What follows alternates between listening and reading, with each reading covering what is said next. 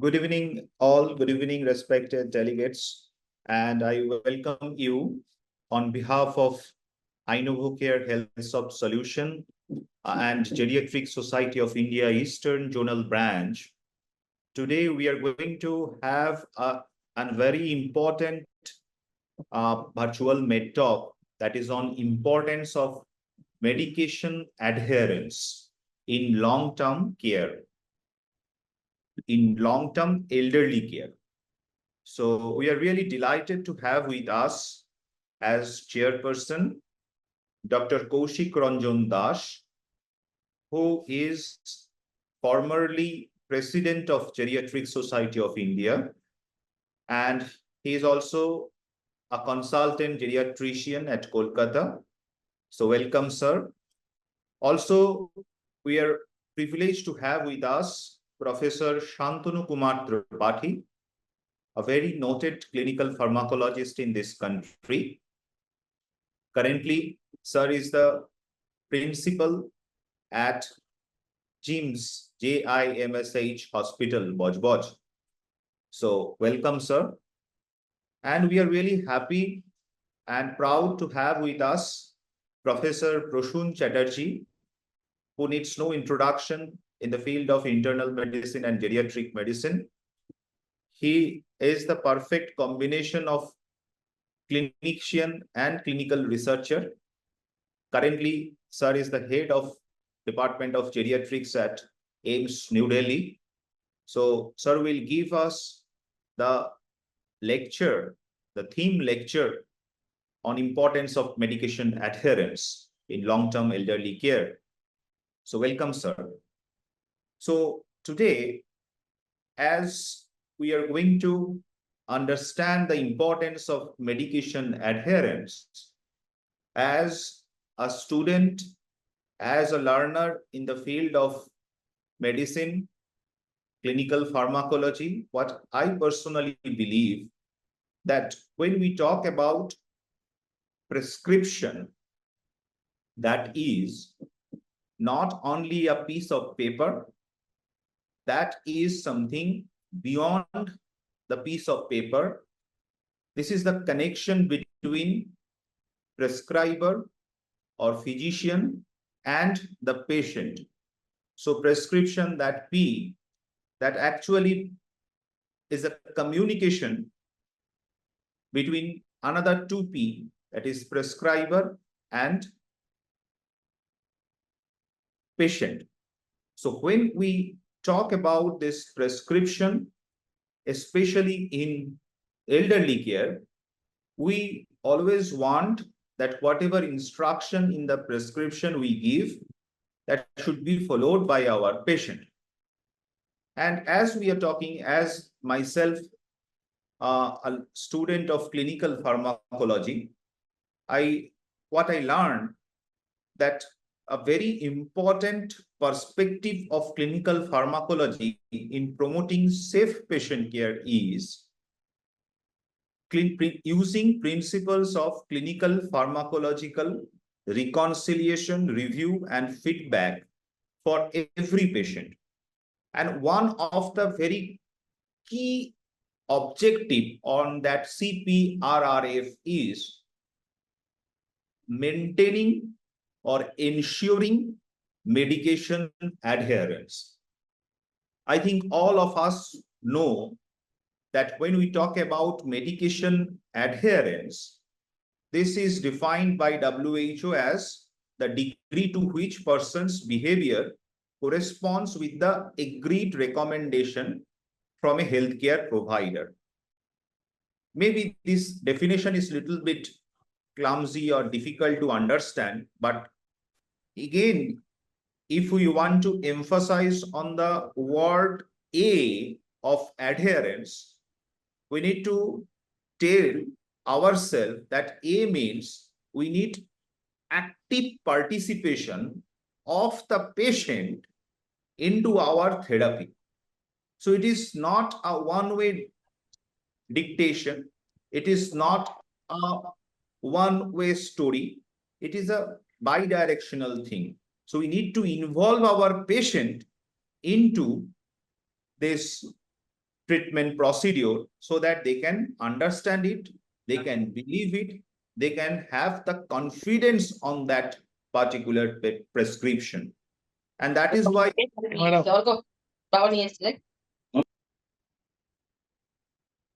I think there are, yeah. So that is why what we learn that we need to follow some simple rule to ensure adherence. And in that simple, the acronym that suggests the regimen should be very much simple. So simple regimen. I for impart knowledge. So we need to have an informed prescribing, aim for modify the patient beliefs and human behavior. P for provide communication and trust. L for leave the bias. E for evaluate adherence. So when we talk about provide communication and trust, it is very important to improve our own communication skill. And when we talk about leave the bias, that means sometimes we need to understand the physician interventions that increase this partnership between patient and physician, and those strategies like encouragement to the patient to learn about their own disease, sometimes some demographics, easy demographics information, some communication already available in the internet, and that should be a valid source. This need to be spread towards our patient. And finally, again, we need to evaluate the adherence. Whether I am doing the right thing or not, we need to evaluate. So prescription, communication, whatever we are telling, it is not just a snapshot.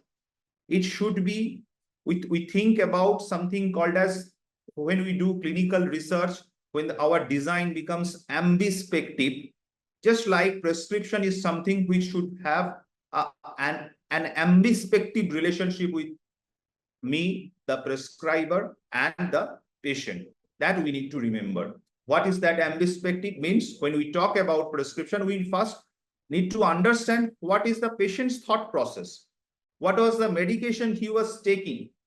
And then we need to follow up the patient carefully to ensure the adherence. So finally, make it little bit, if we want to make that simple acronym simplistically to us, the message should be, the mantra should be, the regimen should be simplified, educate clearly, education should be proper. We need to address the patient concerns, build the trust, avoid bias, and regular check the adherence.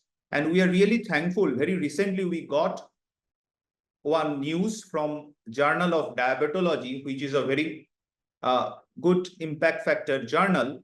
One of our clinical randomized clinical trial, randomized controlled clinical trial had been accepted, where we use 4-arm. So that was a factorial design clinical trial, where we use in 1 arm, the standard of care was only provided. 1 arm, we provided only the clinical pharmacological reconciliation review and feedback principles. 1 arm, we give 1 device that today also we'll discuss, the MedpeR. And another arm, we use together CPRRF and this MedpeR device. And what we found, there was a statistically significant better adherence after 6 months in the arm where both CPRRF and the device being utilized. So I think this is really a big story for us also. And again, we are really happy to have with us our chairpersons, Dr. Kaushik Ranjan Das and Professor Santanu Tripathi. I request them to introduce this topic and let all of us learn from Professor Prasun Chatterjee. Over to Dr. Kaushik Ranjan Das and Professor Santanu Tripathi.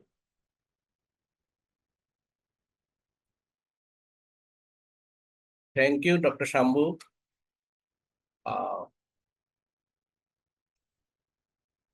I am very happy to be a supporter of today's program being organized by Inovocare Healthsoft Solutions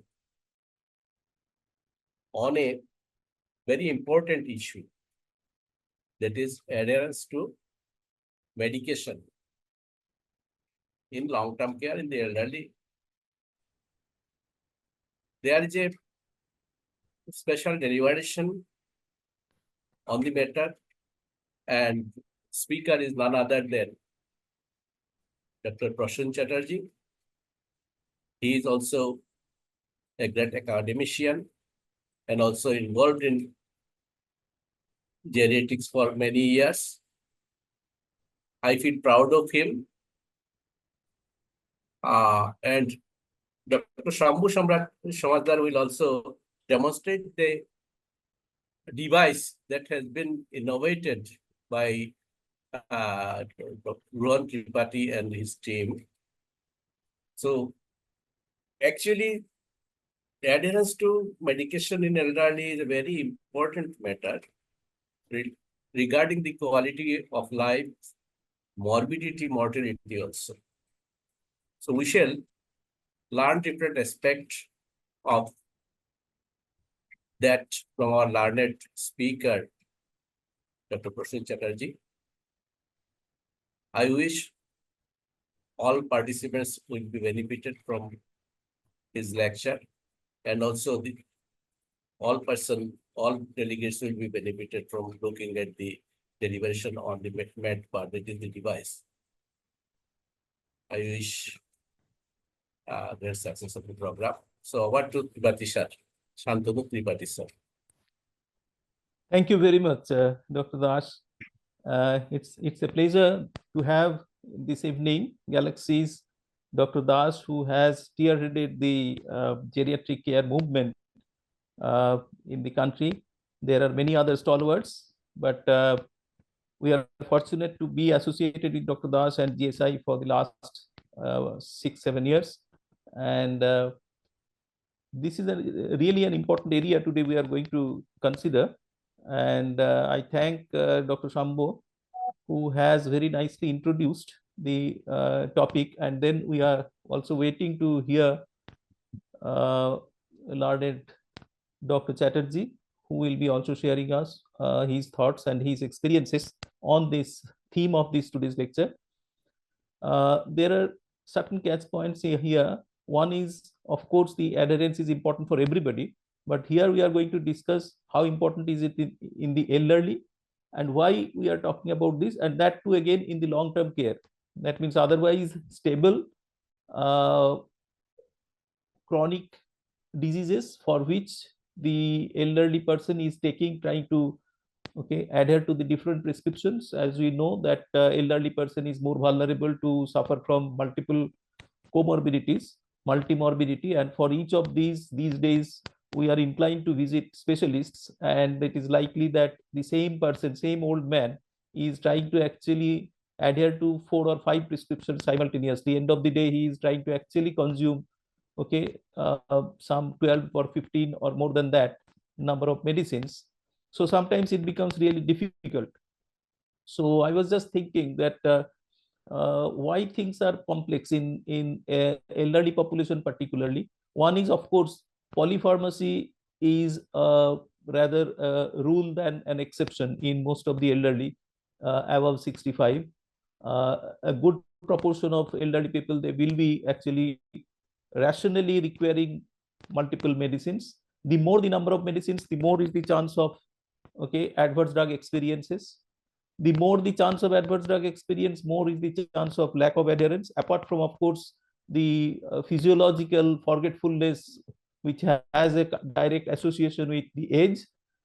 So at the same time, the other thing that would come, that is about the scope and need for de-prescribing. And as Dr. Shambo has rightly mentioned about clinical pharmacological reconciliation, review and feedback, that will give the opportunity to really critically review the prescriptions and the necessity One of the greatest problem is because of the lack of family physician concept. We do not have family physicians these days, general practitioners these days. So it becomes very difficult to coordinate from the patient's perspective. So most of the time, many a times when the old man is visiting a particular consultant, he is looking from his own window instead of taking a holistic view from the patient's perspectives.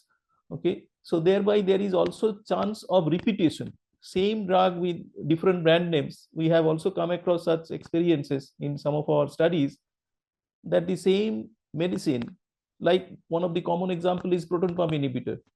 The patient is receiving the same pantoprazole with 3 brand names given by 3 different specialist physicians. So that is also a possibility. We should keep that in mind. So far as the technology support to improve adherence, that is actually probably can only look after the forgetfulness part. If the old man is otherwise finding it difficult to remember or recall taking the medicines in the right time, that can be addressed by the device or the tool, possibly the kind of tool that is going to be discussed today. But it is much more complex a thing. It is not just forgetfulness, there are other issues also. But then it is good that gradually in the last, say, 5-7 years or 10 years, we are giving more attention to these areas and understanding this is a significant importance. And hopefully elderly care is likely, we are expecting elderly care is going to be of better quality in years to come. Without standing further between our speaker, Dr. Chatterjee, and the participants, I would rather end my talk here, and I would request Dr. Shambo to take over and welcoming our learned speaker, Dr. Chatterjee, to come up. Over to Dr. Shambo. Yeah, it is a real pleasure of us to invite Professor Prasun Chatterjee. Professor Prasun Chatterjee, currently the head at the Department of Geriatric Medicine at AIIMS, New Delhi. So welcome, sir. Now this stage is yours. Thank you, Dr. Shambo, and thanks to Chairperson. So I need to share the screen. So thank you, Sambhu, thank you, Dr. Tripathi, and thank you, Dr. Das, for giving me this opportunity. The day Dr. Tripathi called me, I told, honestly speaking, this is not my expertise, to be very honest. I work with primarily dementia and longevity. These two are my area of interest. But still, I think I'll try to say something. Most of the things have already been discussed by Dr. Sambhu and the Chairperson. So this is the picture of our national center. This is the exclusive center for caring elderly people who are 65 plus here. We have this building is 9-floor building, and we have everything under one roof. I have already started geriatric neurology, geriatric oncology here in this building. We have ICU and other facility, and this is the place where I am associated with one not-for-profit organization called Healthy Aging India. So I like this NGO, and I am also actively participating in weekend for caring elderly people who are helpless, whose children are not taking care of them. So this is you can say this is one form of long-term care setup. So my experience is very real-time experience with them, you can say that way. So definition already someone has mentioned, simple in simple language, whatever we have prescribed, if they can follow it properly, that is the adherence we are talking. This is one of the most important factors that determine the outcome, especially the patient suffering from chronic illness. For elderly, we called it is multimorbidity. Multimorbidity means those who are not aware here, more than two or more is multimorbidity. So it's like, even nowadays we are getting even if 45 plus you start seeing them, they have also multimorbidity.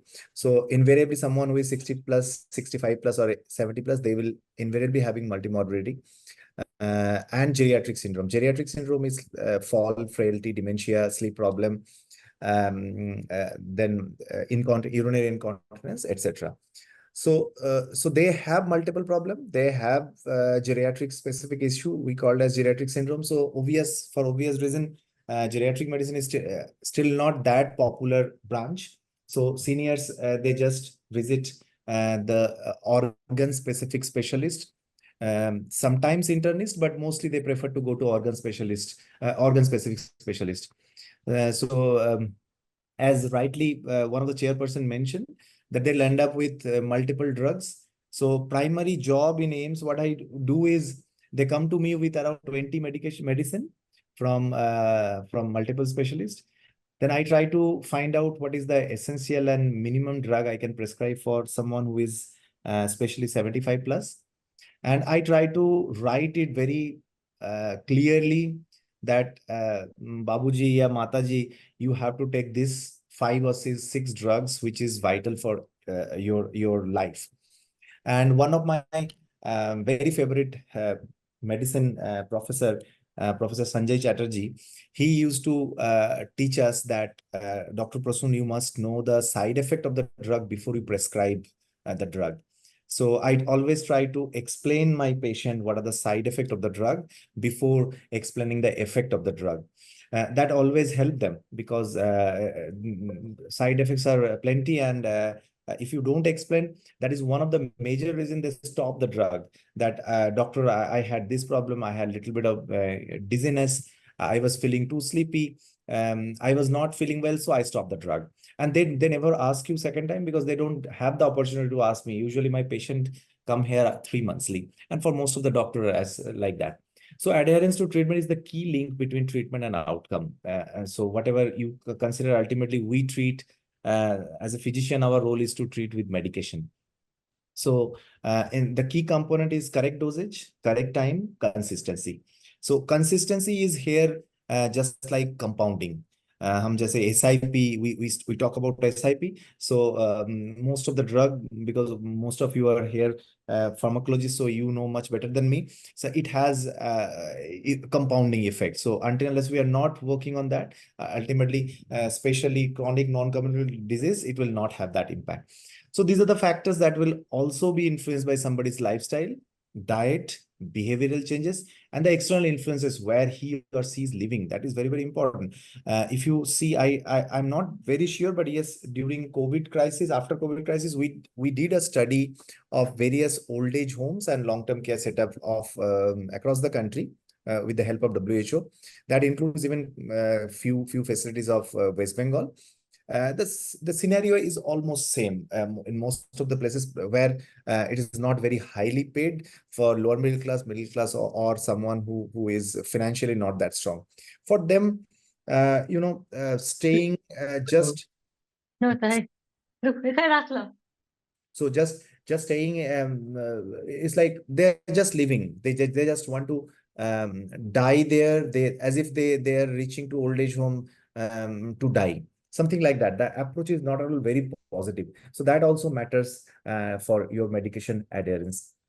Regarding prevalence, the data is primarily from Western country, but even in Western country where we think that people are very educated, people explain them very well, but in them also nearing 50% elderly people do not take their medication, especially when they are staying in long-term care.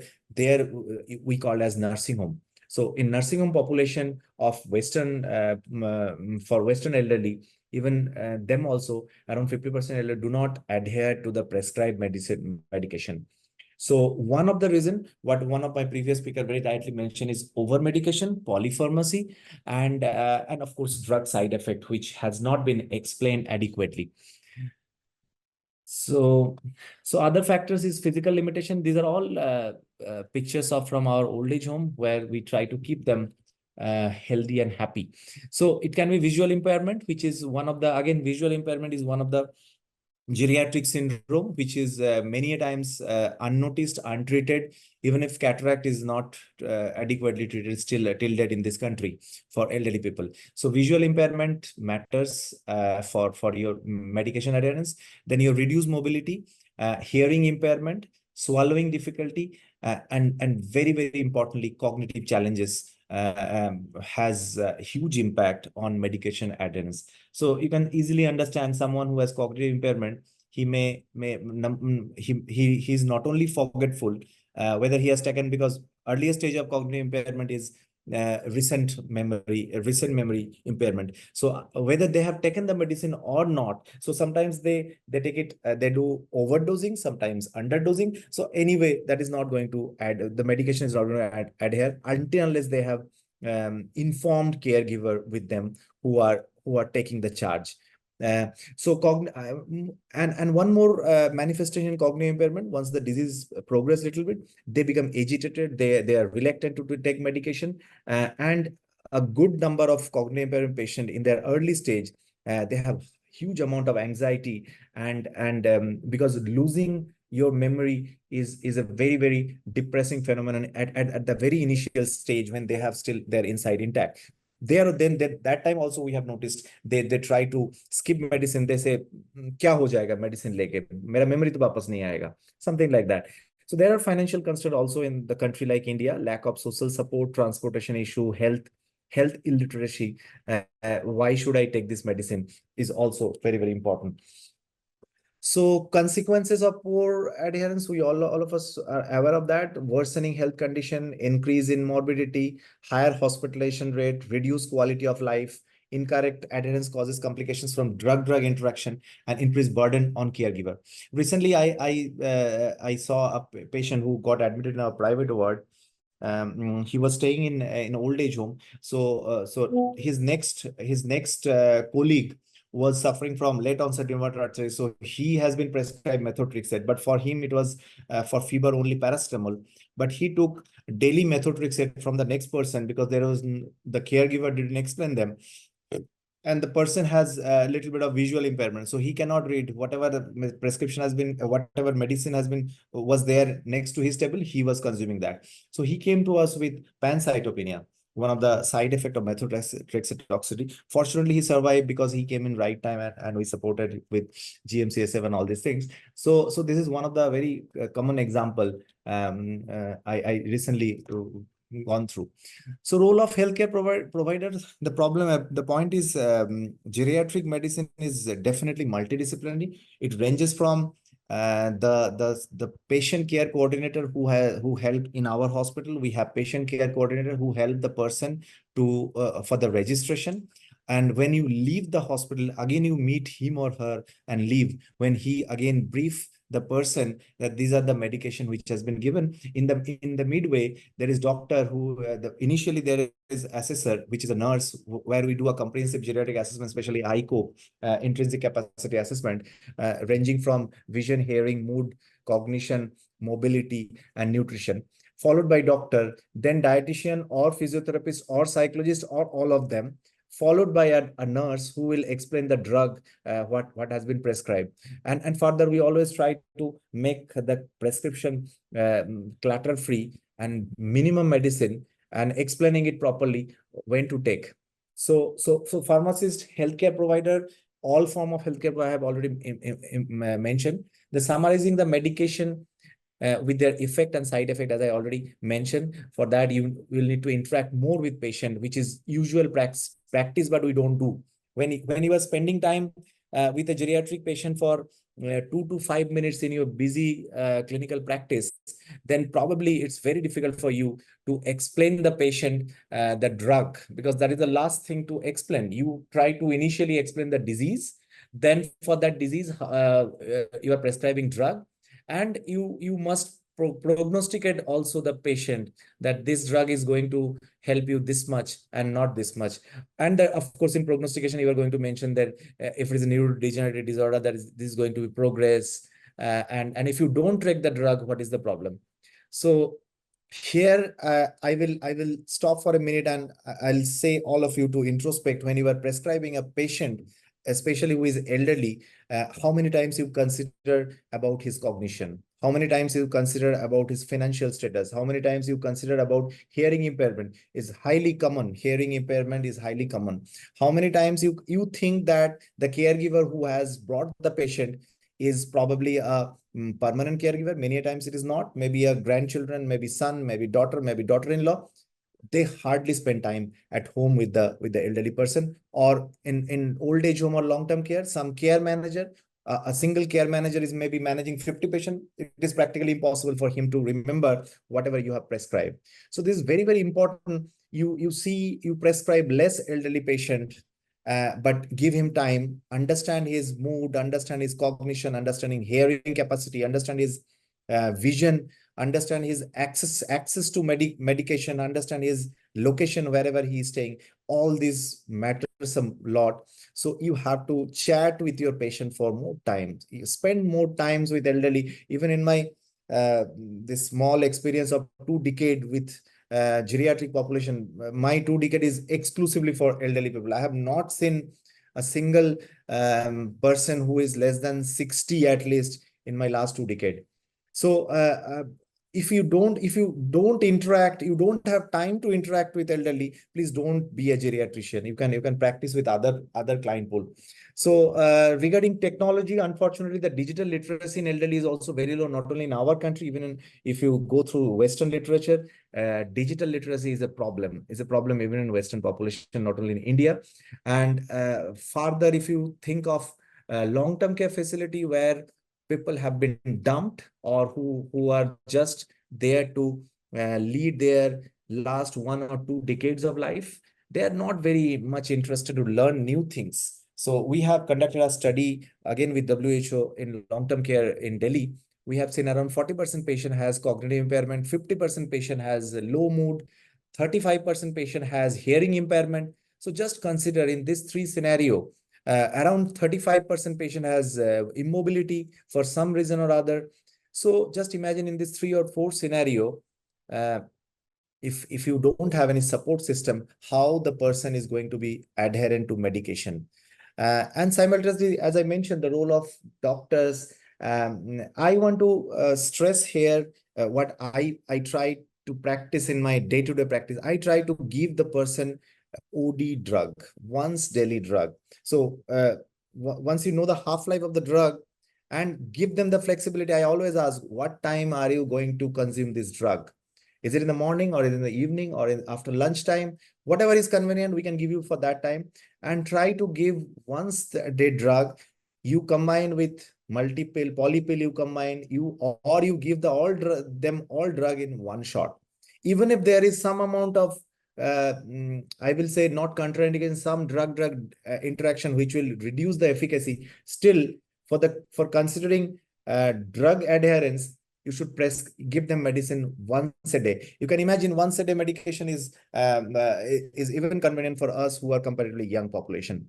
So reduce pill burden by using combination medication if possible, and an engaging caregiver is utmost important. So I first ask the person, and then I ask who is going to give you the medicine if he is not that active or intellectually that fit enough. So barrier, there are a few issues. I think most of the issues we have discussed. And so effective communication, which Shambo and other speakers are also mentioning, is very, very important. For that, you have to spend time. Patient education. So we try to give leaflet also whenever giving them a comment. Let's say how to use the spacer. So once or twice the nurse will explain, but until you are not using spacer for your MDI, it is going to be very, very least effective for COPD or bronchial asthma that way.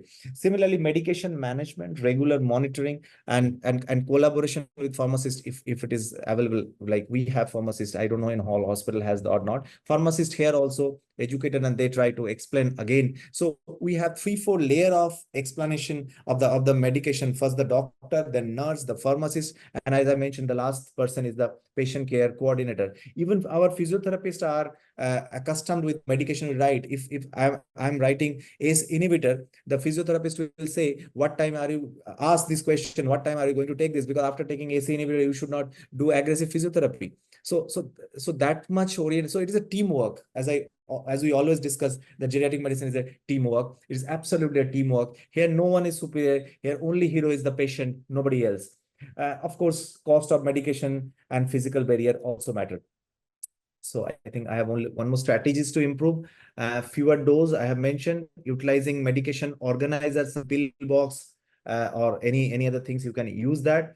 and involving patient in their treatment plans to enhance the ownership and responsibility. When I explain a person that, look, this is the antihypertensive I am giving you. This medication is going to reduce your blood pressure, especially systolic blood pressure. If I am giving a diuretics, then I am also explaining that, look, I am giving you diuretics. You will have more urine, so don't take this in night. If you are taking other medicine night, you have to take in the morning. But this is the side effect of the diuretics, so you have to follow your sodium level and frequently you have to meet the doctor. So this much interaction, and the patient, then I again ask, do you feel that you will take this medicine? So if you are because what is my experience, senior citizens are very honest regarding this medication adherence. Mostly, I have seen also patient who say I take it, but every time he just throw the medicine, metformin, because of GI intolerance. But again, the point is, I hold responsible for that myself, that I have not explained him metformin has GI intolerance, and if you have GI intolerance, I have better drug to prescribe. So then, encouraging open communication between patient and healthcare provider. Our team is very strong there. It's not like any doctor-centric approach here. It's a patient-centric care, where patient and all healthcare family, along with the family member and the caregiver, are working for the patient, for his or her healthcare. So thank you. And this is my book on health and well-being in late life. You can just click. There is a Hindi version also has been recently published by NBD. I'm writing one more book on superager that will come very soon. Thank you for the opportunity, and you can ask if I can answer any question. Thank you, Dr. Prasun Chatterjee. Dr. Prasun Chatterjee has elaborated the matter very lucidly, and it explains that his experience is there. Out of his experience, he has deliberated the thing. He has touched every aspect of the adherence, I think. It's a very good deliberation. Thank you, sir. Thank you. Dr. Tripathi, sir.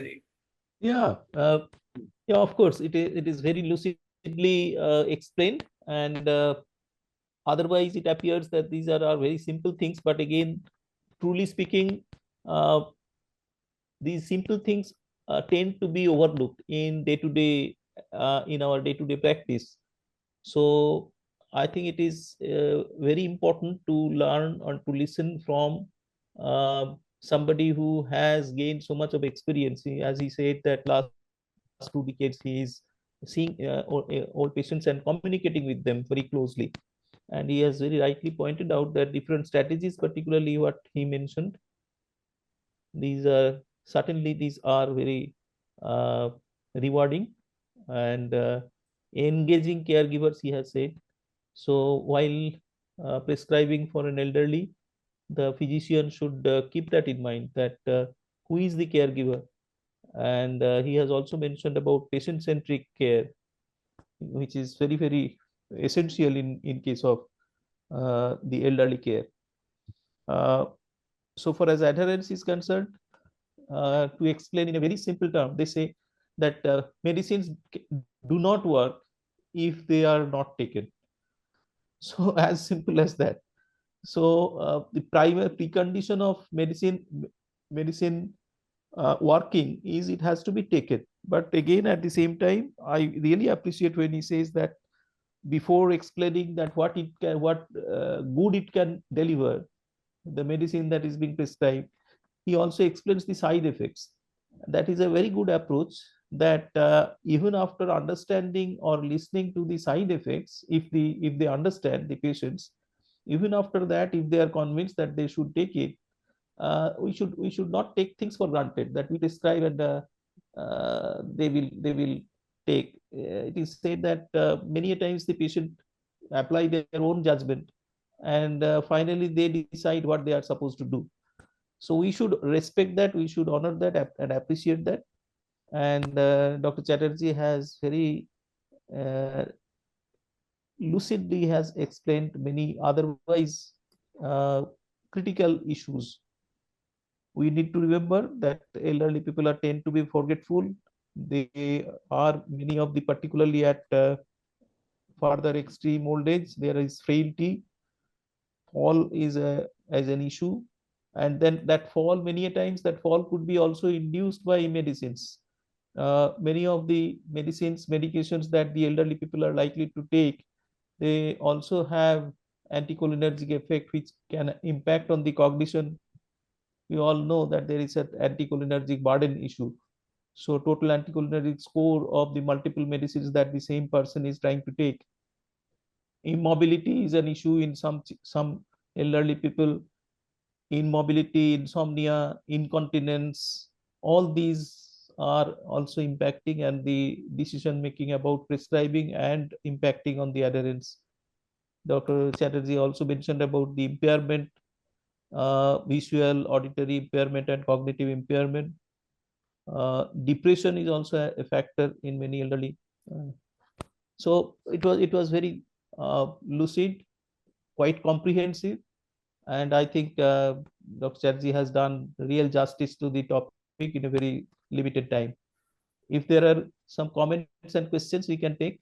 Dr. Shambo, over to you. You can take the chat box, and if possible, we can also allow some of our participants, if they have questions, they can also directly put if they can be unmuted. Over to Dr. Shambo, if you are there. Yeah, thank you, sir. So once again, thank you, Professor Prasun Chatterjee, sir, for this wonderful deliberation. And I think you had touched upon another area where you had also mentioned about cost. And I think in the elderly population, cost is something which is really concerning, cost of their therapy. When we talk about adherence, sometimes we again need to emphasize on some other A's, that is affordability and availability of the drugs. Many times this, and when we talk two of these A, affordability and availability together, then we check that metrics of access to medicine, so accessibility of drugs. So often we write drugs, newer brand names, and we found that old man have to go to different pharmacies to get that particular brand due to unavailability of the brands. So I think this is again a very important area. And when we talk about adverse effects of drugs, we talk about lots of pharmacokinetic, pharmacodynamic interactions, those are related atrocities. But often we forget one important toxicity, and that is not typically pharmacological, but that is economic toxicity, financial toxicity to our elderly population. And that also, I think, impact a lot on the adherence issues for the elderly population. So I think you had elaborated this very well, and most importantly, you had mentioned about that NGO and this book. What I am seeing here, ensuring in adherence, our approach also. We told about education, how we can educate our patient, but that approach also should be empathetic. So often we lack that skill of empathy, and I think ensuring adherence, our skill should be, that blended with empathy. So one few questions I got in the message, and there are very important other questions, and you had already discussed different aspects of those questions. I am just asking something like one of our postgraduate trainee from Assam Medical College, Dr. Snehashmeet Ghosh, he was telling us that healthcare for the elderly as a whole, how we should approach that. And here, when we talk about health, and when you ask our patient about their health related issues, how we should approach to other aspects of the health, like mental and social determinants of the health. How you feel that social determinants of the health, especially in the elderly population, is also very critical, and we need to ask some specific questions before choosing any therapeutics? See, the point is, Dr. Shambo and Dr. Ghosh, that is the reason, when we talk about comprehensive geriatric assessment, it is not only assessing health alone. It has a social component, it has a psychological component, it has a mental health component, and finance is also equally important. So the point is, if you just imagine a situation when a person came to you, you saw, so that is the reason we say we do a person-centric approach. We don't treat the only disease, or we don't treat the organ it has been affected. See, for a 85 plus person who is a little bit forgetful or low mood, having a diabetes of 500, is it really matter to know that, oh, your diabetes is so high? If he said, doctor, I don't have anybody to talk to me, I am staying in the corner of my house, and people say, like in Hindi they say, buddha satiya gaya hai. Nobody talk to me. My son stays outside. My daughter-in-law doesn't speak to me, even if she stays here. And previously I could able to go to the nearby park, but now I have severe leg pain because of osteoarthritis knee, so I cannot walk down there. So just imagine, for him, is it really matter whether his sugar is 500 or it is 200? So the social support, but the same person, if he is staying in a colony where the nearby peer group are motivating him to go to the park every day, interacting with them, doing some typical PNPC of the family, discussing about Modi and Mamta, he has some meaning in the life, like so the purpose. So I'm fortunate that I am also WHO tag member for healthy aging, and for the decade 2021 to 2024. I'm here. 2021 to 2030, WHO has declared as decade of healthy aging, UN. So there I listen to the people who are working in this field across the globe. We have around 20 such tag member across the globe. So everybody says, do exercise, do dieting, have medication. But Sambhu, when an elderly person come to me and say, doctor, I don't know, why should I wake up in the morning? So that is the patient or client whom you have to approach, whom you have to address. So in comprehensive geriatric assessment, we start with your socio-demographic profile, reading your address, your family member, your care provider, your financial status, your support group, along with your cognition, your mood, your muscle. I call this as 4M: muscle, memory, movement, and mobility. So these are the things which if you don't approach, then probably your assessment is incomplete. So social domain definitely matters. I have published a questionnaire, which is a questionnaire-based assessment, ICT brief. This has been published in Indian Journal of Public Health.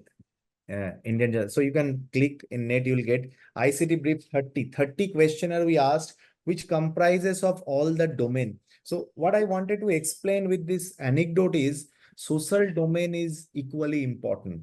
When I visit my village, where my nani is there, my grandmother, mom's mom, she is extremely happy for 1 week, 2 weeks, whenever I'm there. But again, when I come back, she is not so happy. Then she every time say, I don't know why am I leaving? I should not survive anymore. Then again, my daughter, when she interact with her, so great grandparents, granny, again she revive little bit. So all this encompasses your so elderly life. If you make their life their only single home as their world, they will die very soon. If you make their life elaborate, societal support is stronger, then they will survive more. I hope I was able to address your concern. Yeah. Thank you, sir, for wonderfully explaining this. And I think this is a real story we always faced. And we also have, we can say, one of the very noted geriatrician from our city. We also, one thing I want to add with his designation, he is also a social geriatric practitioner. So welcome, Dr. Dhiresh Chaudhary. So you want to make some comment? Please unmute and give your comment. Thanks everyone for this beautiful webinar. Actually, very time-needed webinar, and thanks to everyone also for their excellent deliberation. And already, Sir Dr. Chatterjee mentioned that geriatrics is actually the collaborative approach, and I am practicing geriatrics for it is nearly 2 decades. And already Dr. Shambo already mentioned that my emphasis is on the social part, and which already explained nicely by Dr. Chatterjee that social part is how important in the geriatrics. Actually, if we like to talk on the adherence aspect, adherence is much more relevant in case of super aged elderly, much more compared to younger old age. And another one is very important is when the geriatric patient is bed confined, bedridden patient. So nearly 8% of the total elderly population are bedridden. So if we like to address this section, when these geriatric peoples are totally dependent on the caregivers or the family members for giving their medication in the proper time and properly. So in that case, we need to actually we need to sensitize the family members and the caregivers much more. Otherwise, we cannot address this issue because if the adherence part, it depends on availability. Already you mentioned, Dr. Shambo, that availability, affordability, these are a very important aspect. And if available also, like in the affluent society, the geriatric people I have seen, they are suffering from the medicational problem only because of unwillingness of family member, or the caregiver is not bothered at all how to provide a proper medication in the proper time. So this is very important issue when we like to address this broader aspect. And another, so in that case, is there any solution that audit of medication of individual geriatric patients at least once in a year or twice in a year?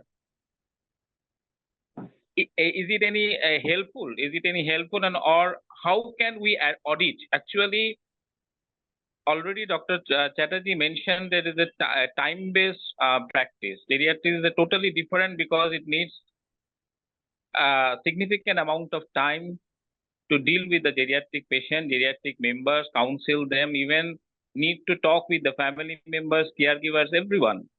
So, but rationally, it is not possible to provide so much time, especially in the chamber-based practice.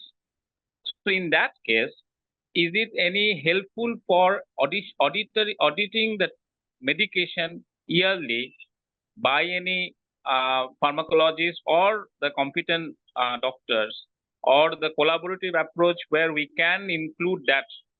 So is it any plans, sir, or your advice how to prevent that?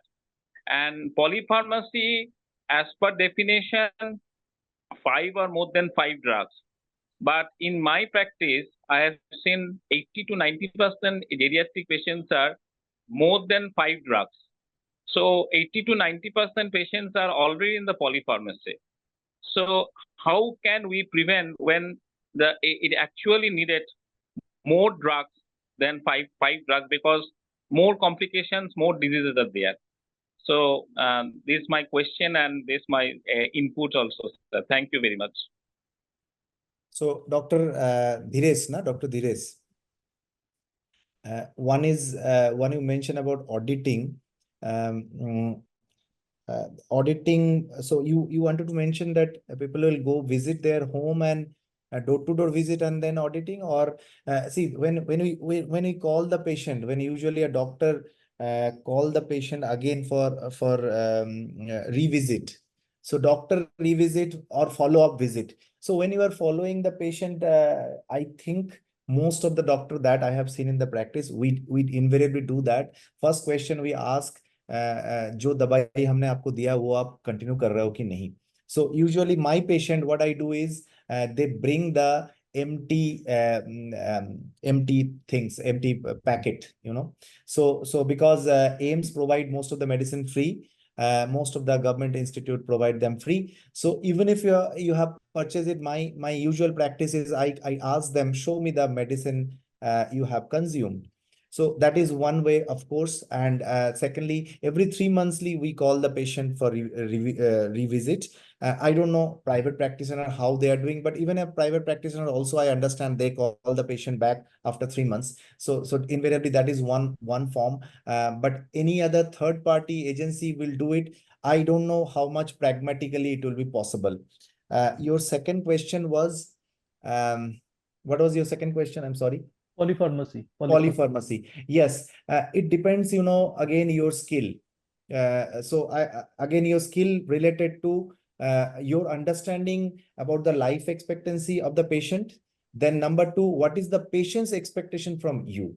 So if you ask me a single question, the commonest reason to visit a geriatrician by a 80+ old person is to improve the quality of life.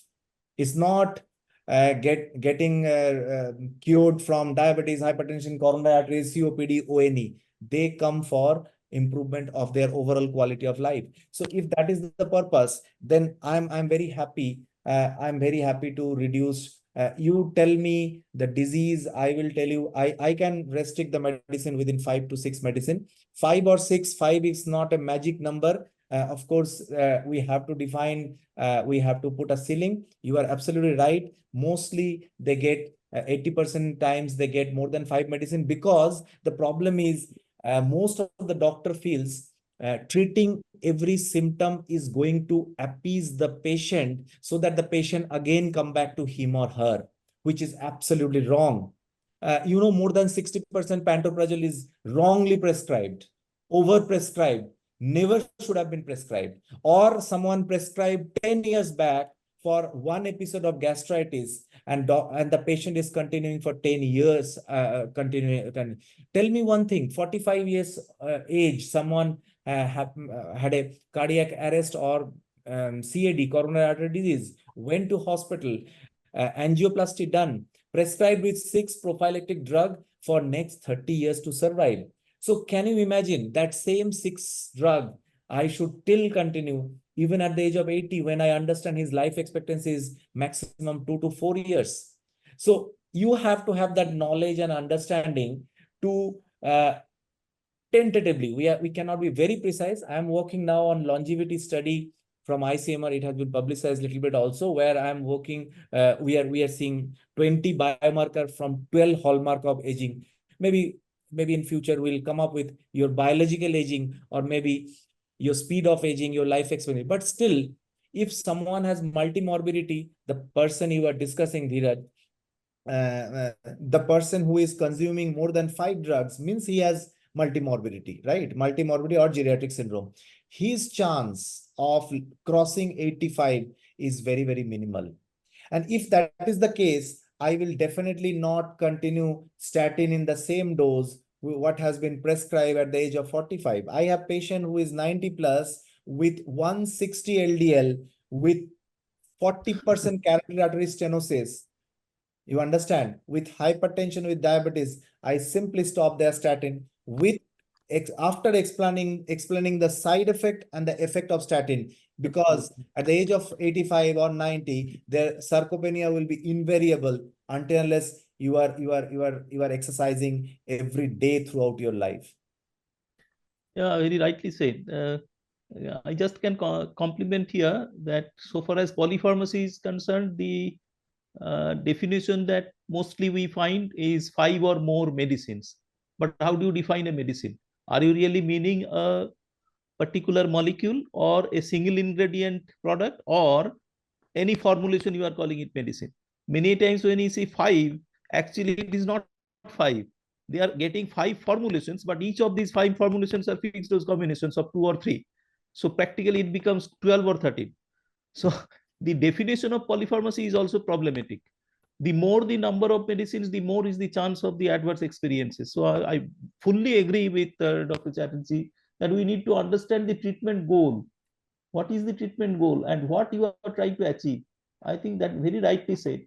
The other issue Dr. Dhiresh mentioned about the what was the other issue about Audit. audit. Hmm. So I think it's a very important area. In fact, truly speaking, the geriatricians, they are, if they are actually doing geriatric practice, they are possibly expected to do a holistic approach towards the elderly health, because the same old man, he has been prescribed by 5 different specialists, organ specific specialist or system specific specialist, whether cardiologist, neurologist, gastroenterologist, etc. But then when he lands up to a geriatric practitioner, it is expected that the geriatrician will take a holistic view from the patient's perspective, understanding what is best for the elderly man's health and his life expectancy, and accordingly try to justify, trying to de-prescribe as much as possible without compromising the too much of the treatment goals. If there are redundancy, to cut short the redundancies. And yes, there are not too many geriatricians at the present moment in the whole country as opposed to the number of elderly people. The other kind of audit or other kind of this thing is what Dr. Shambo was mentioning, that we had tried to develop a model of that clinical pharmacological reconciliation review and feedback, so CPRRF model. But then again, possibly we don't have enough pharmacologists doing pharmacological practice. This, if we can call this a pharmacological audit, we don't have that many. And to talk of clinical pharmacologists, they are also very, very, very few in this thing. Dr. Chatterjee has also mentioned in their center or in an institute like Olney Institute, you can afford to have a team of clinical pharmacists, but they are also very rare species in our broad healthcare system. Excepting for institutional healthcare delivery, you don't find practicing clinical pharmacists in this country. But then when it boils down to geriatric practice, yes, this is our expectation from the geriatric practitioner, that they will take a holistic view of the patient's perspective and do what is best in terms of the patient's health expectations and health goals. That's it. Thank you. Yeah. Sir, can I say one line? Yes, sir. Yes, sir. So with the geriatrician, if we keep in view the focus of geriatric care, Right. those are the care, not cure, functionality, independence, and prevention of iatrogenesis. That if we keep these 4 things in view, then the problem may lessen. Very nicely said, sir. Particularly the last one, prevention of iatrogenesis. Okay, that is very important. Yes. Thank you, sir. One time the hospitalized patients are from due to iatrogenesis. Right. Thank you, Dr. Tripathi sir and Dr. Chatterjee and Dr. Dash, all of you. Nicely, you explained that. But you, Dr. Tripathi sir, you have mentioned the holistic approach, and in holistic approach, we always prefer whoever practicing geriatrics. But in case of Dr. Chatterjee, what mentioned that the statin, regarding the statin, Right. we are actually, there is a fearness from our side. If we even understand from the fear, we cannot reduce or we cannot stop that, because if the other doctors are in the not same mind or they are not aware about the holistic approach, then some confusion arises, because from our aspect, from physician aspect, the other doctor will may confuse the no. patient that, oh, why that doctor was reduce the dose, that may be harmful. So then No, Dr. confusion. Dr. Dhiresh, let me intervene. It is here where the importance of communication. You need to talk with the patient. What he wants. I can advise him. Yes, you are always welcome to visit 5 different specialists. But then at the end of the day, what are your expectations? What Dr. Chatterjee also has very nicely mentioned. Okay, what are the treatment goals? What are the health goals? What are the health expectations? What is the age of the patient? If he is really at a very old age, then he has already, truly speaking, average life expectancy, he has already lived his life, and he is now the extra lease of life he is surviving. There, it is important what Dr. Chatterjee said. It possibly is not very important to have a very strict, stringent glycemic control there, while the 2 or 3 different anti-diabetic drug that is also creating another series of drug-induced problems. So I think it is the more you develop mutual trust or have mutual confidence, if the patient can be convinced and the patient is taken into confidence, then possibly these kind of fear or these kind of the possibility that they will again go to his cardiologist, the cardiologist will say why this has been done by the geriatrician or some other practitioner. This is not going to happen. No. Unfortunately, many a times we are trying to avoid medical legal issues. We are not doing possibly justice to our patients. Actually, Thank you. I'll just add one more point here is, recently this happens actually, a very, very VVIP patient got admitted who is 90 plus. And the story I told was his story. So along with me, there was cardiologist also, because AIIMS has every specialty. Right. So I put the ball in his court and say that this is sarcopenia, this is his muscle mass, this is his muscle strength. He can't even take few steps himself without any support system. He has 40-45% carotid artery stenosis. He has moderate mitral regurgitation. Okay. And he has LDL of 140. So I understand that you'll be happy to prescribe statin, but this is my logic to say that statin will cause myopathy and sarcopenia will further facilitate. And I understand, not in front of the patient after that, the story that his life expectancy is not more than 1 year. Now, what do you suggest? So the communication is so very important. And as I mentioned we need not to be hero in front of patient. The point is, if you can keep aside your ego, automatically the specialist, super specialist, whoever is there, and if you humbly submit your knowledge in front of the doctor along for the patient, which is ultimately going to benefit the patient, then the decision is totally from the patient. So you'll be surprised to know he convinced that, and he himself went back to the patient and explained, sorry, it was my mistake. I thought I'll start statin. But what Dr. Chatterjee is telling is much more scientific, considering his present functional status. So this is the thing. Again, it all depends your understanding, patient's understanding about you, patient's goal, what Dr. Tripathi is also rightly mentioning. Thank you, sir. Just one line to add. Generally, when also we do clinical pharmacological reconciliation review feedback, we need to remember one mantra to give emphasis on poems rather than DOEs. Now, what is the full form of DOEs? Disease-oriented evidences. So do not rely only on those disease-oriented evidences. Rather, we need to emphasize on poems. That means patient-oriented evidences that matters. So our decision should be very much personalized. And when we talk about elderly care, we should very stringently follow this rule.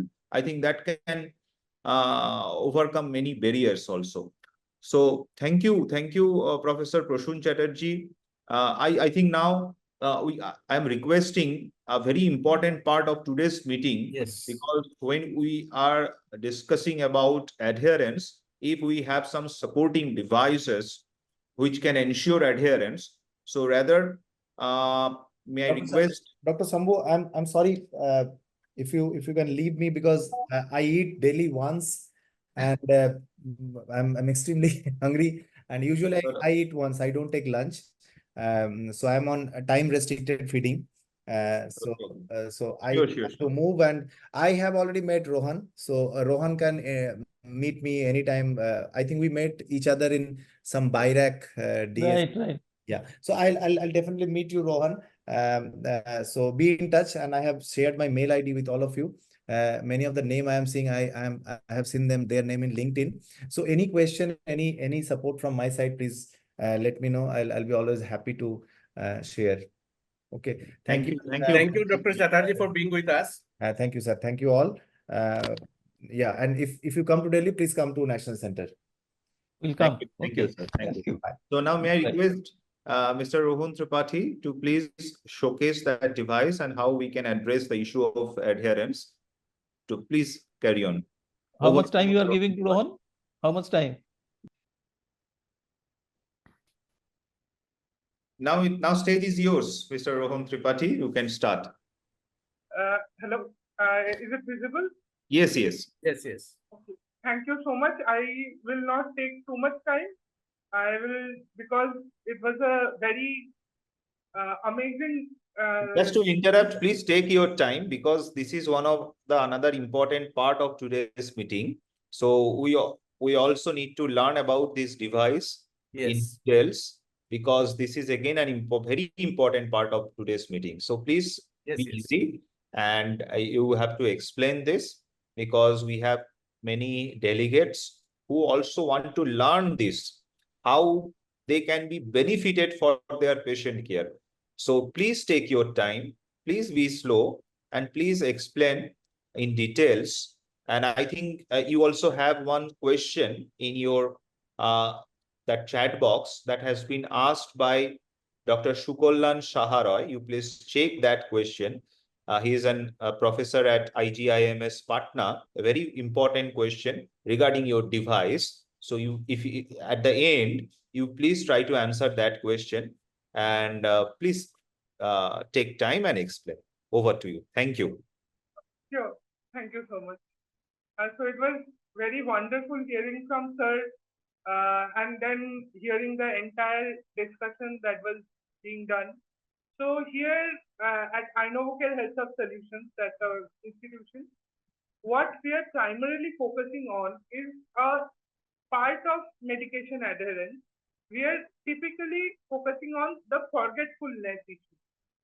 We are having to, that is the principal aim part of medication adherence that we are focusing on. And any kind of presentation on this can't start or end or begin without this quote from the great man that I think this quote has already been repeated in this evening, but still I will go on. Drugs won't work in patients who don't take them. So many years back, when we first started with this problem, at that time, we were only looking at the US data. We were looking at the thing from this could be needed in USA or in the first world country, or like where it's the per capita income is much higher, that kind of problem. But when we year on year and after a lot of data collection, meeting a lot of people, we spent a lot of time in the School of Tropical Medicine under Professor Santanu Tripathi, and also with Dr. Shambo Samajdar, who has been our mentor from day zero. And we had encounters, we had lovely meetings, discussions with a lot of people. So after all this, we understood the main parts of the problem. One, the parts were remembering when to take medicine, fear of overdoses or underdoses, fear of the anxiety that comes with it, maintaining the stock of pills, and also not being able to recollect the consumption. I was so as we were hearing the previous talk, the things that repeatedly were coming up is the cognitive impairment, the lack of ability to learn new things, the anxiety involved with it, and the dependency on the caregiver, who might not always be the that trained person or the person who is feeling more heartily about the person they are caring, they are scheduled to care for, or they're actually caring for. And a lot of times, in India, still human intervention is relatively not that costly, but still, if there was a affordable technological intervention over a span of time, it is always more like affordable than a human intervention. And another part that I will slowly come into that is that was being repeated previously on medication auditing. Like sir told that in their setup he asked people to bring the packets of the medicines or the empty blister pack. But it might happen that the person who is again scared of being scolded for not having the medicine just before the visit is taking up out of the medicines from the blister pack and then going. Like, is there any way or tool to stop that? Now there is. So one thing it is established, we can't ensure like corporal punishments like this to ensure people are remembering or having their medicines on time. And when we did a lot of research on the existing devices, there were two sides of the spectrum.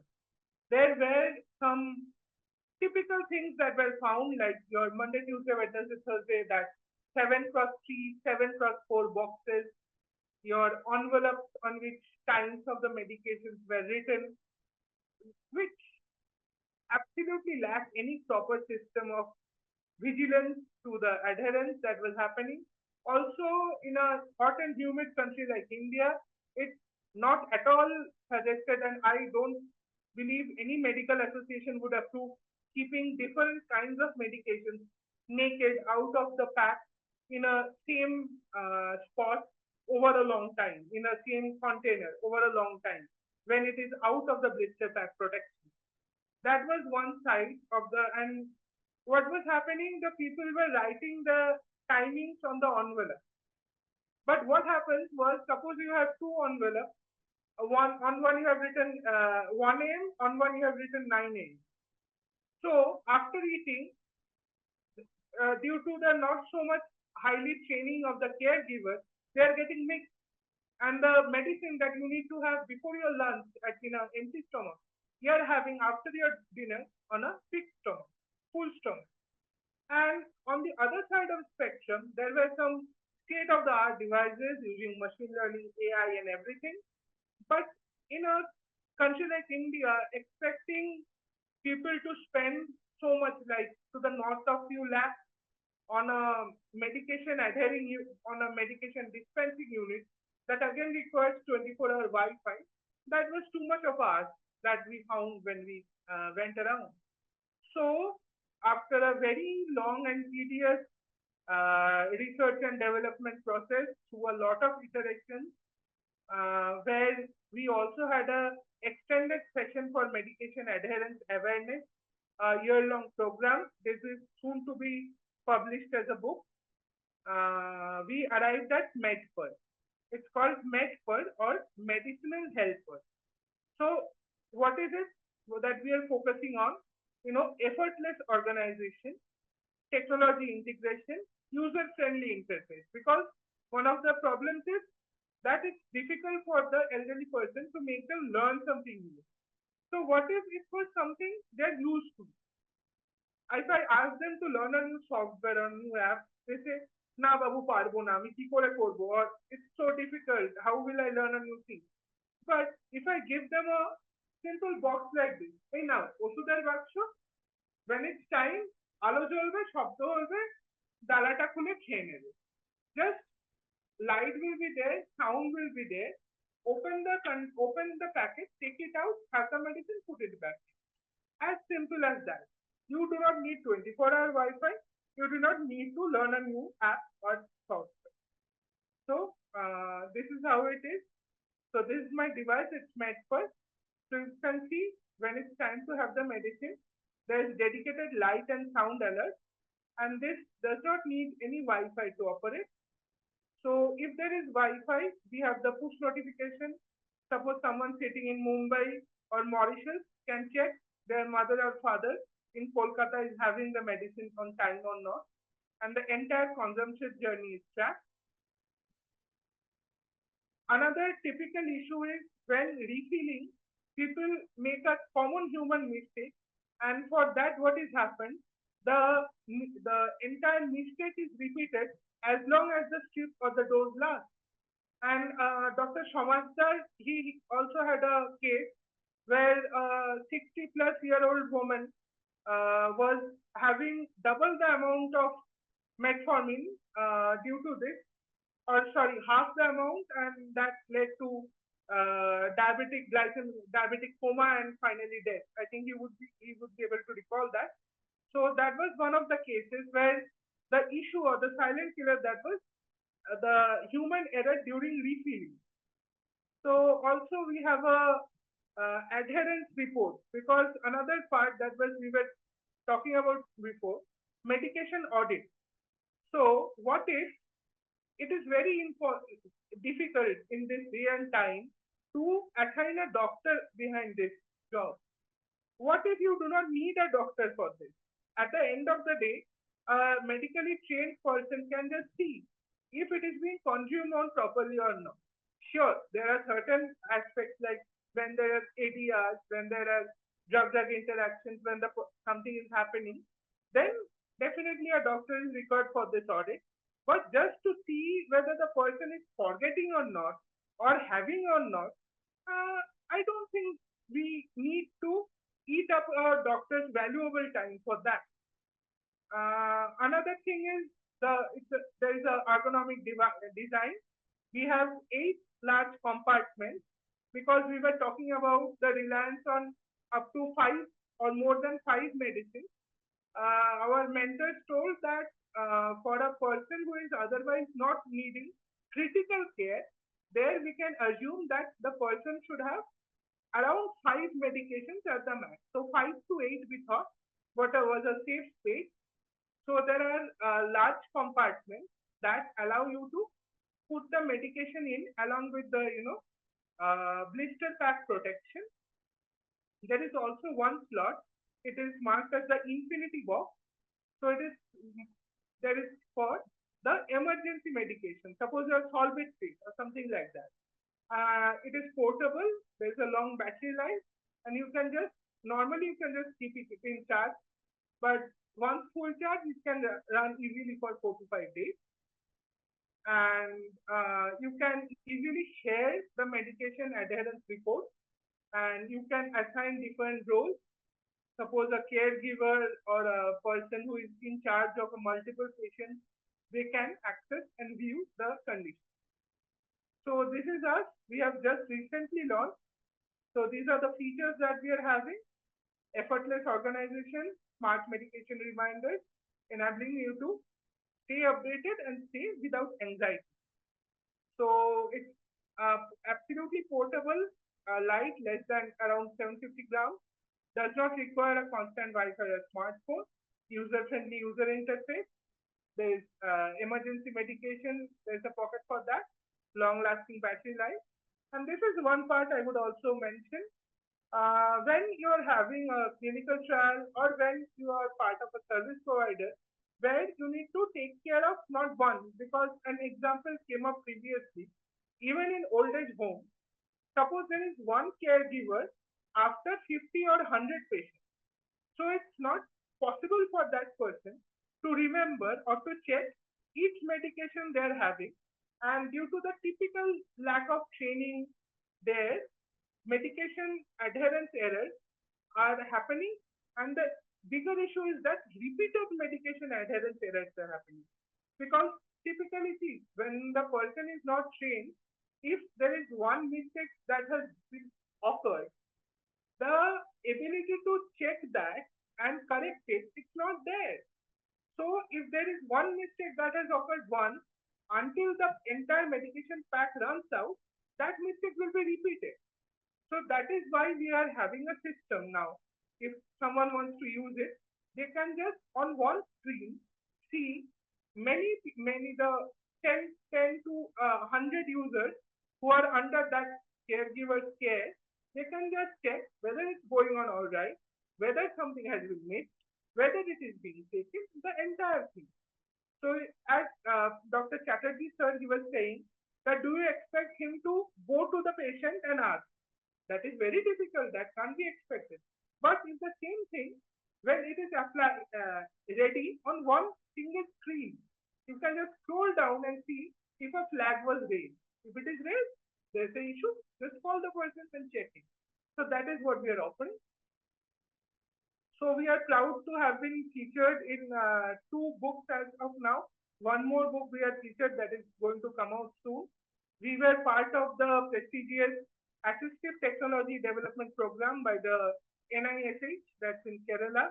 We were also part of the prestigious Stanford Seed Spark Program, enabling the development of innovation by Stanford Graduate Business School.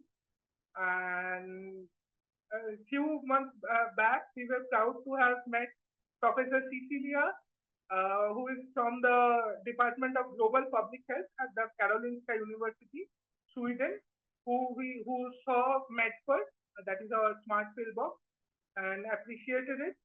And very recently, we have been launched. We are commercial right now. We are taking MedpeR here and there everywhere because we want the message to reach to as many people as possible. Recently, we were at the Indian Pharmaceutical Congress, where it received a lot of appreciation. So this is my team. I'm Rohan Tripathi. I have Indrajit Mukherjee, Kunsal Roy, and Gaurav Shastra with me. We have our mentors, Professor Dr. Samajdar, and our senior mentors, Dr. Abhijit Hazra and Dr. Sushil Chobe sir, whom we are deeply in debt to for continuing their guiding support and nurturing care from absolute day zero. So what the main aim behind today's the event today and our presentation here was to request the doctors, the healthcare providers, and the decision makers to help us, allow us to integrate the digital tools like MedpeR or other tools into that process, because our government is working behind the digital health mission. So unless there are these new age digital tools are coming up, like Dr. Dhiresh Chaudhary sir told, like that even for people for whom affording is not an issue, but then who will be there to remind them? Because son or daughter is busy, caregiver has been assigned, but after all, he is only a human. He will be very attentive for the first 7 days. Then we will like, okay, thik ache, diye diyechi. But if you leave it to a system that is developed and that is completely trustable, then you just not need to worry about it anymore. It will automatically be happening.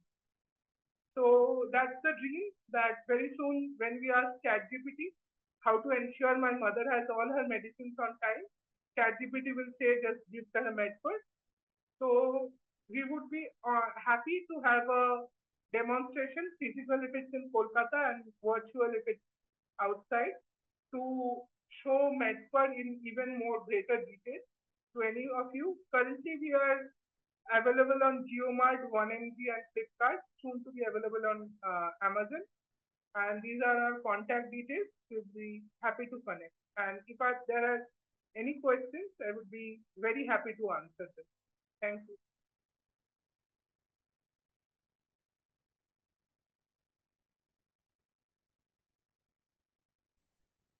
Oh, thank you, Rohan. Thank you, you so Rohan. You have described your device elaborately. One point I have come to my mind that if you attend the conferences by way of giving stalls, there will be hand-on training of that person. It is required probably. Kindly think over it. Dr. Dhiresh, if you have any comments on this? Yes, it's a very nicely designed device. And one question is how much price? Because the affordability is one question. So can you share how much price or how much value for the one device? And as I am associated with organization, we are providing home-based care support. We have now around 550 members, active members. So we can approach them, and even we are thinking to include it in our per annum package. That means when we are providing the membership, there are some packages are there. Now two packages are there. That is, one is diamond membership and another is the golden membership. The diamond membership is every month doctor consultation, and golden membership is once in 2 months. So in that case, we can include this part with our package rather than we approach to every members to buy. So that's neat interactive discussion for that regarding what prices and what that sort of thing. And I obviously very fruitful and very much properly designed and friendly device. So and another, Dr. Dash already mentioned that that 15 September GSI WCon is there. I think that will be the very good platform to promote, and to not only promote, because to aware all the doctors who will attend that GSI conference. Usually 300, 350 footfalls are there in the last previous years, and Dr. Shambo is already there. So I think he will incorporate that session in our day-long sessions in 2 halls. Thank you so much, sir. We'll be very happy to. And if you, I would be also very happy to visit and discuss integration as a part of a entire service provided. And currently in Amazon, commercially in Flipkart 1mg, it's available at 4,500. But definitely when we are going to be part of a larger service and on a different setup, things can be discussed. I'll be very happy to discuss. Okay, thank you. And you can approach now there are several organizations, means they are the corporate house basically. They are establishing many sort of lavish old age, now we cannot say old age home, lavish residential complex for elderly. Like like one is that government HITCO that established Snehodia in New Town. Another is Jagriti Dham, that is IQ one very eminent company, just I forgot the name. So they established that. I had a connection. I have a connection with their CEO, Dr. Mr. Onish. Mr. Dash. Okay. So I already approached him to participate in our GSI WBCon. I can also share with his number to you. You can approach him also. Okay, because that needs your promotion to the service providers who are dealing with the elderly section. Okay, so that's okay. Thank you. Thank you so much, sir. I think Dr. Shambo might have left. So, and we have already more than 1.5 hours now. If there are any further question or comments, or else I think we need to wind up. I think Rohan, you can answer that Dr. Shukoldan Shahara's question. Dr. Shukoldan had asked a few questions.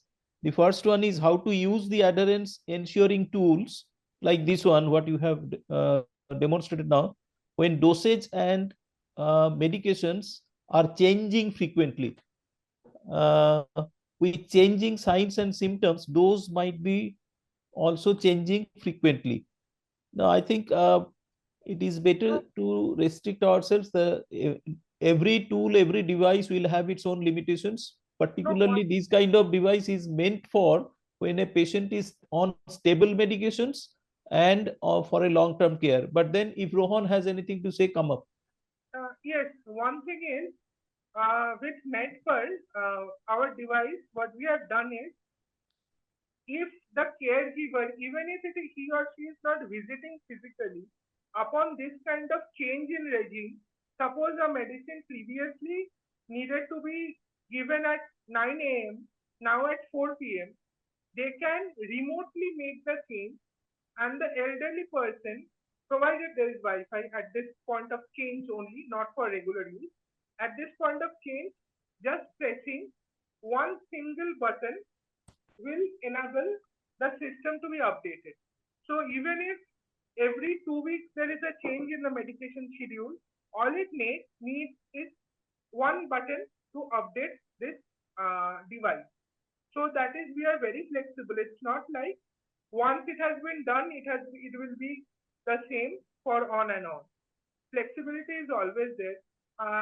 One thing I have, before started talking, I should have, I really want to thank the Geriatric Society of India Eastern Zone and Dr. Kaushik Ranjan for arranging the entire symposium, without which this would not have been possible. And I will be more than very happy to be a part of the GSI West Bengal event in September, if given a chance. Thank you so much. Rohan, you are part of our family, geriatric family. Thank you, sir. You have innovated the device. Thank you, sir. We shall help you in your endeavor. Definitely, we are by your side.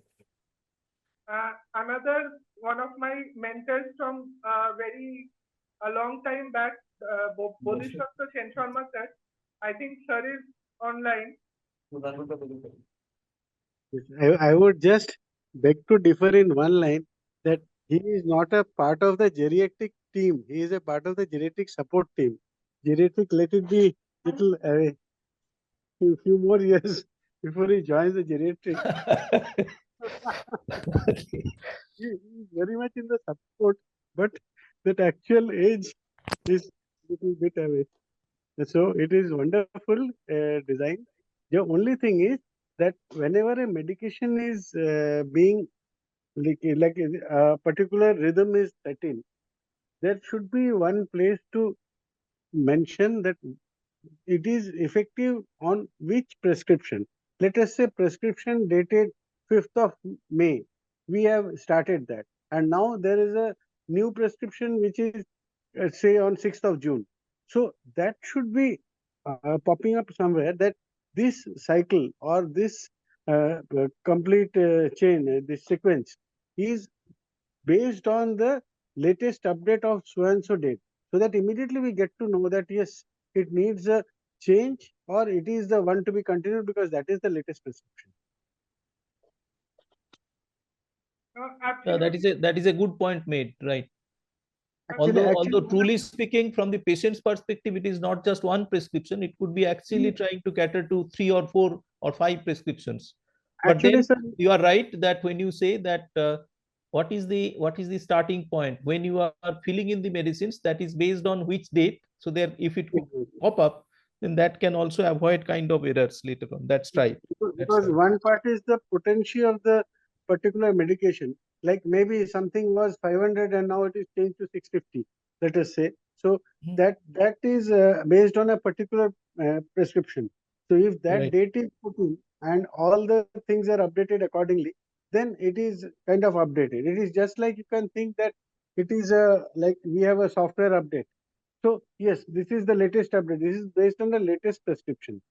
So that thing will be also comfortable for the doctor who is taking care of this complete session for the medication and all. So he can be very confident that yes, my latest prescription is being followed.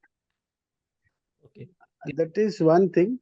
Second is, I would just thinking that whether a small bed lamp kind of thing can also be incorporated in this, because it will be definitely a bedside accompaniment to the elderly. So if there is a touch switch or something which can make it glow and kind of provide a night lamp, because nowadays the are very low cost and very efficient. So that will double as a night lamp kind of thing. Just a possibility. Means this is a basic situation, but of course we can have few feature packed models or feature packed additions. One of them could be that having a touch thing that it will immediately glow as a night lamp. Okay, this is a companion kind of thing for the elderly. Second is you can think of just having the same thing to act as a small battery bank, because what I wish to convey is that this is something very next to the patient for round the clock. So if this is having additional features, of course that would mean a different price tag, maybe that would mean a different model version or variation, but that will make it more enhanced. So instead of a basic model, you may think of something basic like a small battery bank, or could be a small MP3 player, something like that.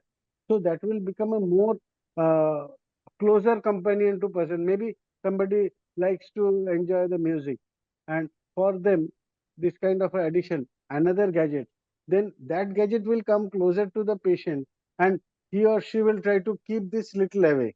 So with such features, it would be the very next thing to the patient.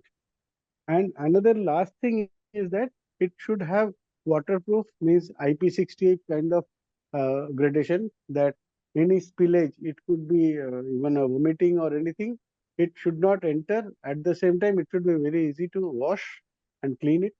And last is that it should not have any sharp edge.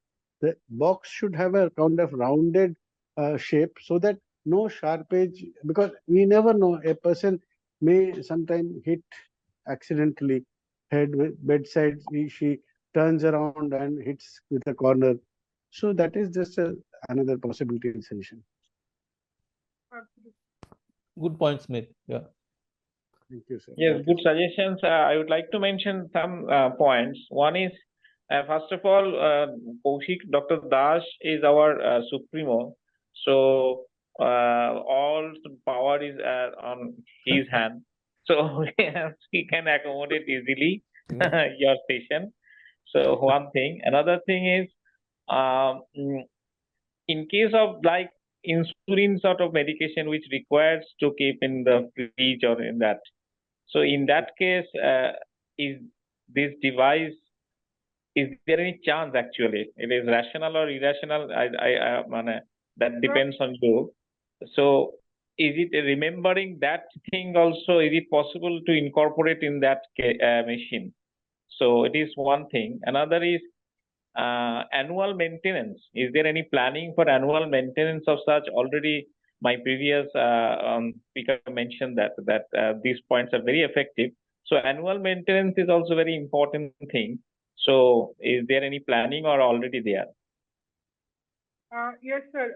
That is already there. And also, when we were considering, like when we first of all, the point on the insulin that you said, because for the pill box setup, the typical things involved are the tablets and capsules. Okay. So when it's kind of an injection or a syrup or an inhaler, we have a paper-based reminder kind of system incorporated with this only, because we can't so as to dispense that, but in order to assign a container to that and ensure that the person is reminded of that when it's time to take the medicine. So that can be incorporated in the system. That is there. No, that is enough. That is enough. That is enough. Yes, yes. Because that's a very essential part of this. And actually the ninth chamber, there are 8+1. The 8 chambers are for putting the pills and the tablets and capsules, and the 9th chamber is for that reminder.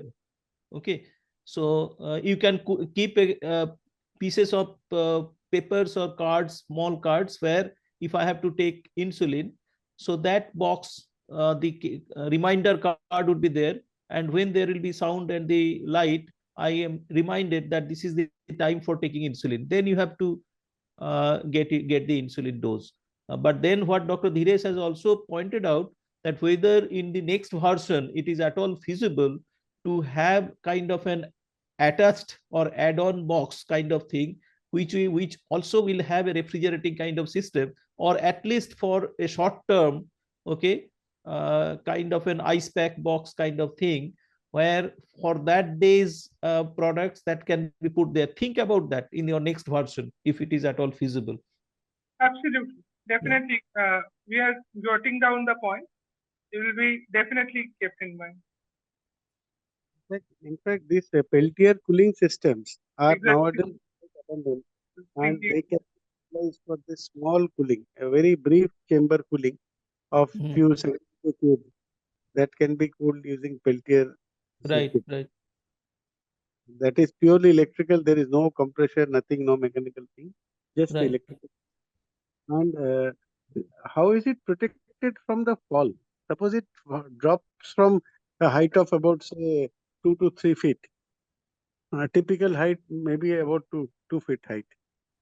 Sir, the design is very compact, because nothing can, even if I, No, it is dropping to your hand. If it falls on the ground, what will happen? sir, if falling on the ground down, since the doors are magnetically closed, even if from a large fall, nothing happens. The doors don't open.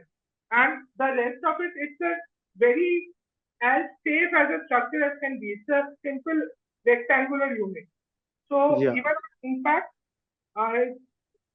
so maybe you can think of putting a kind of a jacket, rubber jacket, so that can not only be preventing it from this falling damages or broken apart kind of situation, it will also allow it to nicely wash. Means if any, they can have 2-3 such jackets which can be easily washed and maintained. absolutely. Right. You have a fitting jacket. Then that will also prevent the problem of that sharp edge. Right. Because rubberized buffering will be there. Already we have like chamfered the edges. So that's good. Okay. No, that is a good idea, that having a jacket, okay, will also. It should not fall apart. If Right. it is falling from a height, it should have a cushioning effect, and that because Yes, cushioning effect, the pad-like any structure. Exactly. Cushioning effect. Yes, it will.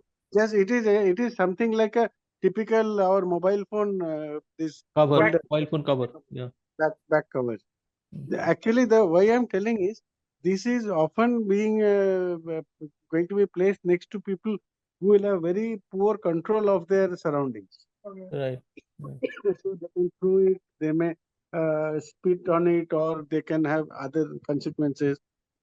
So it has to have a kind of military grade situation.